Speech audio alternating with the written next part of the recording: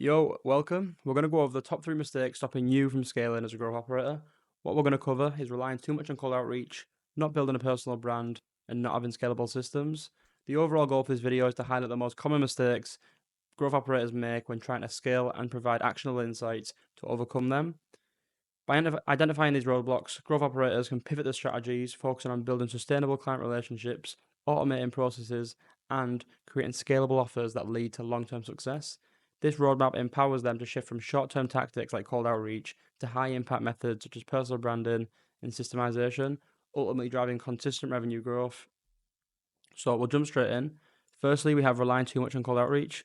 So sure, cold outreach is a common starting point, but here's the thing, it lacks personalization. And in today's saturated market, if you're sending the same DMs or emails as everyone else, you're going to blend in, not stand out.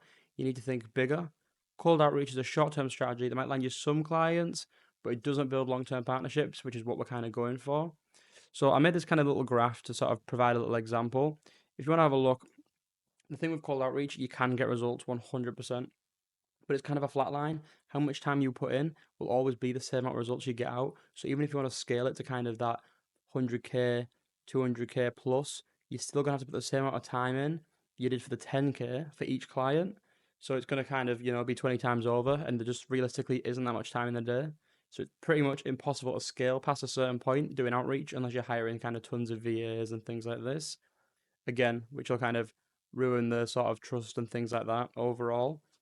So what we do instead is we build a brand.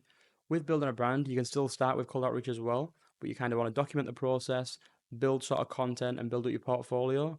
And this just allows you kind of overall, at the beginning, your time to results will be quite similar or the same as cold outreach, but in the long term, you're going to build up that portfolio, keep posting content, have inbound leads coming in, and your time is going to kind of result in a lot more results overall in the long term. When you've kind of got them followers in, much posts on your sort of page and things like this. You can have people coming in, and even the people you're outreaching to will be much more successful because they're seeing your page, they're seeing you kind of an authority figure in the space rather than just kind of an empty account with no profile picture. So, like we say, instead, focus on personal branding. When you position yourself as an authority in the creator space, clients start coming to you. You're not just another service provider sending a cold message. You're someone who's built trust, authority, and you offer real value. But an important part of this is we still do outreach too. Even if you build a solid audience and community, you should still kind of want to find those special creators that you really want in a niche that you're already interested or knowledgeable in. Your personal brand will help you in this situation, as it will be your portfolio when outreaching to these bigger creators. Personal brand plus cold outreach equals a lot of kind of increase in money and revenue. So, mistake number two, not building a personal brand. So kind of similar to the first one, but personal branding is everything, especially in this digital age. Clients don't want to just hire someone; they want to work with someone they trust, someone they know can definitely deliver results. If you're not actively building your personal brand, you're missing out on organic leads, whether it's through Instagram, YouTube, LinkedIn, or even podcasting. You need to get your voice out there, expertise out there, share your wins, talk about your systems, showcase how you've helped others scale, and kind of just document your process.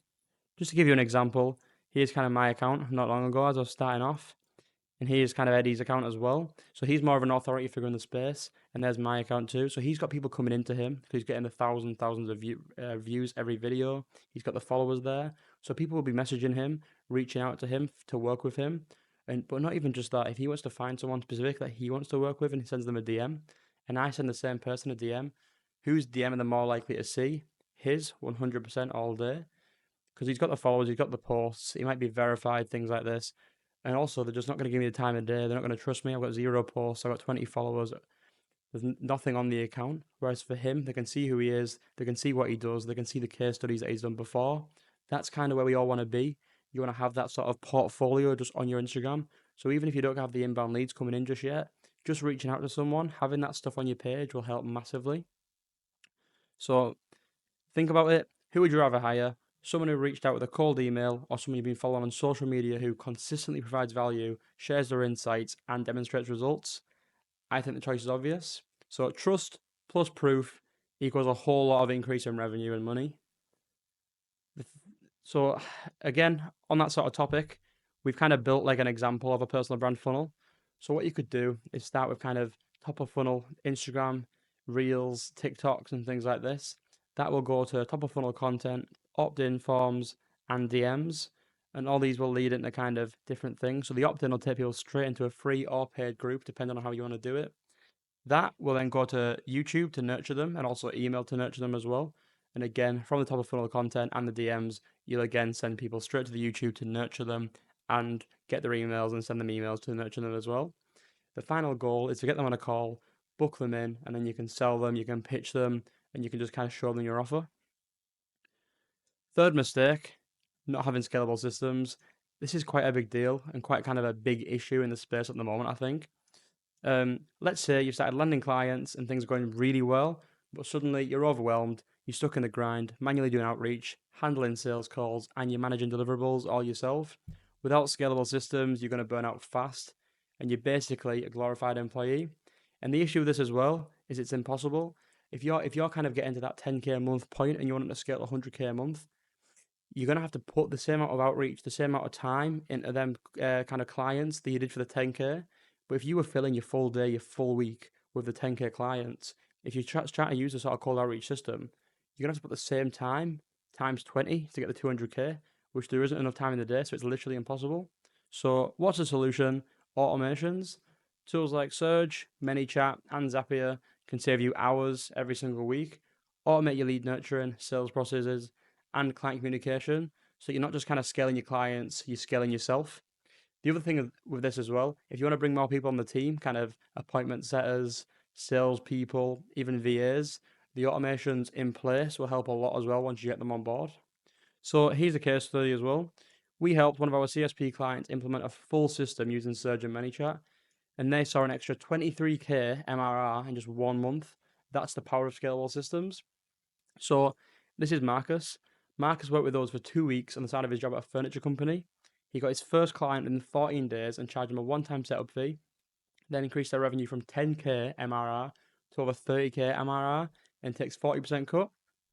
We've paused on bringing new clients on board for Marcus and took some time to develop his current client and build out his automation systems and back-end infrastructure so we can pretty much rinse and repeat with a plug-and-play system for his future clients. This is just because we kind of allowed him to get to that point within the first 2 to 4 weeks, and we just thought, right, it's time to step back. You've built the revenue in. Now it's time to kind of go back, build everything up, so we can scale a lot faster when we move forward with future clients as well. So, are you ready to get started? I know this was kind of a really quick video. I just wanted to dive in, give you a few kind of mistakes, and see how you can improve on your sort of offer. But by focusing less on cold outreach, building your personal brand, and implementing scalable systems, you'll see growth in your business like never before. If you want to dive in deeper into these strategies and learn how to truly scale your growth operator business, I invite you to join my free community. Inside, we have in-depth training, weekly calls, and resources that will help you build, scale, and automate your business faster. Click the link in the description below to join the community, and let's get you on the path to scaling.